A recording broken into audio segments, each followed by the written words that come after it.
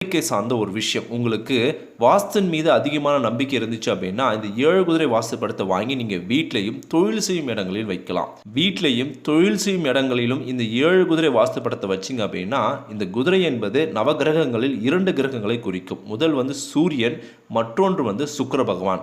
சூரியன் என்பது வேகத்தையும் சக்தியும் தரக்கூடிய ஒரு கடவுளாக கருதப்படுது.